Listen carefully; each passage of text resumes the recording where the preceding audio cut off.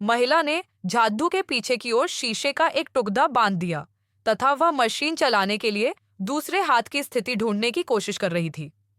यह दृश्य देखकर वह हंसने लगा।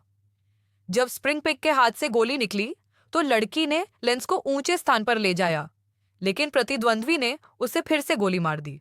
अप्रत्याशित बात यह थी कि लड़की ने तीसरी बार लेंस बढ़ाया और इस बार स्थिति पहले की तुलना में अधिक ऊंची थी और मैनुअल फ्लाइट बुलेट गलती से दीवार से टकरा गई। 3 बुलेट उड़ान चालों के माध्यम से महिला ने गणना की कि विपरीत सोफा पीछा करने वाले का शूटिंग क्षेत्र था और प्रतिद्वंद्वी उससे बहुत दूर होना चाहिए। ये सोचते हुए महिला को अचानक एक साहसिक विचार आया। वह जल्दी से अपने बगल की अलमारी पर चढ़ गई और फिर रेफ्रिजरेटर के ऊपर आ गई। उसने यहां से विपरीत दिशा में सुरक्षित क्षेत्र में कूदने की योजना बनाई। यह देखकर कि महिला दिखाई नहीं दे रही है, उसने जल्दी से कार को आगे बढ़ाया। निश्चित रूप से उसे जल्द ही महिला का सिर मिल गया, लेकिन महिला को इसकी जानकारी नहीं थी। उसने सोफे की स्थिति को देखा और फिर मन ही मन सोचने लगी। रेफ्रिजरेटर पर बैठी महिला संघर्ष कर रही थी, जबकि हजारों मील दूर बैठे शूटर ने तेजी से ट्रिगर खींचकर गोली चला दी, जो महिला की पीठ को पार कर गई। महिला सफलतापूर्वक सुरक्षित क्षेत्र में पहुंच गई।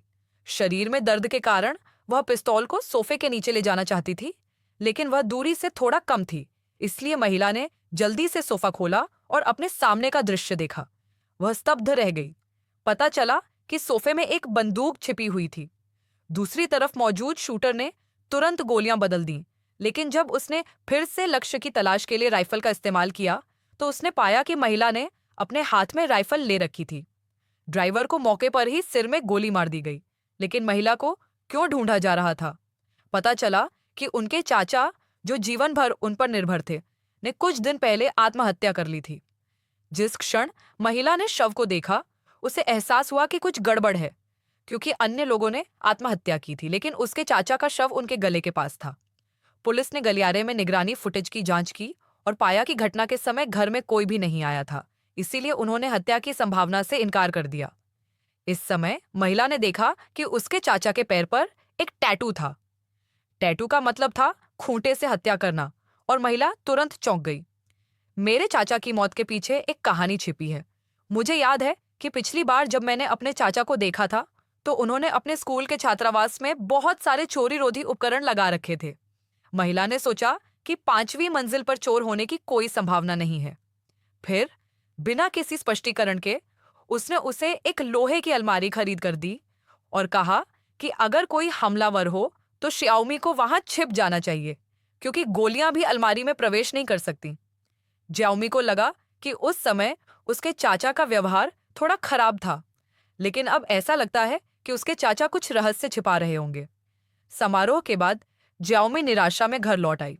अपने चाचा के साथ हुई छोटी छोटी बातों के बारे में सोचकर वह दुखी होने लगी और दर्द से मुक्त होने लगी। यह महिला का मित्र लकी है, जो ज्याओमी से मिलने और उसे देखने आया है। लकी को एक पल के लिए समझ नहीं आया कि उसे कैसे सांत्वना दी जाए, इसलिए वह केवल उसका ध्यान आकर्षित करने के लिए यू आकार के उपकरण पर लगे रक्त कौशल को साफ करने में उसकी मदद करने के लिए स्वयं आगे आया।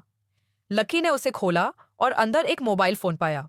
उन्होंने फोन श्याओमी को दिया, जिसने उसमें एक बैंक संदेश पाया। संदेश की विषय वस्तु से दोनों ही हैरान रह गए। लड़की ने अपने चाचा द्वारा छोड़ा गया फोन खोला, लेकिन शेष राशि का संदेश देखकर वह चौंक गई। पता चला कि वहां 187 करोड़ थे, लेकिन उसके चाचा पानी के पाइप बेचने वाले थे। उसके पास इतना पैसा कैसे हो सकता है? पूरी कहानी जानने के लिए ज्याओमी ने वह कंप्यूटर खोला जिसमें उसके चाचा हिसाब किताब रखते थे और पाया कि पानी के पाइप सामान्य कीमत पर थे और बड़ी मात्रा में नहीं थे। तो फिर इतना पैसा कहां से आया? इस समय ज्याओमी को गलती से एक वेबसाइट मिल गई जिस पर अंग्रेजी के अक्षर उसके टैटू से मेल खाते थे। दोनों ने तुरंत लॉगिन करके जांच की तो पता चला कि यह बंदूकें बेचने वाली एक वेबसाइट थी। श्याओमी को तब एहसास हुआ कि उसके चाचा एक हथियार डीलर थे, इसलिए इसमें कोई आश्चर्य की बात नहीं थी कि उनके पास इतना पैसा था। तभी एक संदेश आया जिसमें उनसे पूछा गया था कि उन्हें कब गुस्सा आता है, और वे दोनों तुरंत एक दूसरे की ओर देखने लगे। उन्हें समझ में नहीं आ रहा था कि वे क्या जवाब दें। ज्याओमी ने एक पल सोचा और वेबसाइट को जवाब दिया कि इसे तुरंत बंद कर दिया जाएगा और इसे दोबारा नहीं बेचा जाएगा। अप्रत्याशित रूप से दूसरे पक्ष ने बदले में पूछा कि क्या दाऊद मर गया है। दाऊद ज्याओमी के चाचा हैं और फिर दूसरे पक्ष ने कहा कि अगर वह मर गए तो आप भी जीवित नहीं रह पाएंगे। लकी भयभीत हो गया और उसने जल्दी से कंप्यूटर बंद कर दिया और ज्याओमी को चिंता न करने के लिए कहा। लेकिन ज्याओमी हैरान थी क्योंकि दूसरी पार्टी उन्हें बहुत अच्छी तरह से जानती थी। तभी एक विस्फोट हुआ और दोनों बाहर जाकर देखने लगे तो पाया कि आंगन की दीवार उड़ गई थी। इससे पहले कि वे कुछ प्रतिक्रिया कर पाते, एक ड्रोन धीरे धीरे प्रकट हुआ और उसके ऊपर चला गया। उन पर मशीन गन लटका दी गई थी, लेकिन सौभाग्य से शीशा बुलेट प्रूफ था और दोनों व्यक्ति बच गए। लकी ने पुलिस को फोन करना चाहा, लेकिन पाया कि वहां कोई सिग्नल ही नहीं था। इसलिए दोनों ने दरवाजे से भागने की योजना बनाई, लेकिन ड्रोन पहले से ही तैयार था। अगर ज्याओमी ने तुरंत प्रतिक्रिया नहीं की होती तो उन्हें टुकड़े टुकड़े कर दिया गया होता। दोनों व्यक्ति केवल लिविंग रूम में ही लौट सके। जैसे ही वे भागने का उपाय सोच रहे थे, ड्रोन ने अचानक खिड़कियों के शीशे पर कई मिसाइलें दाग दी।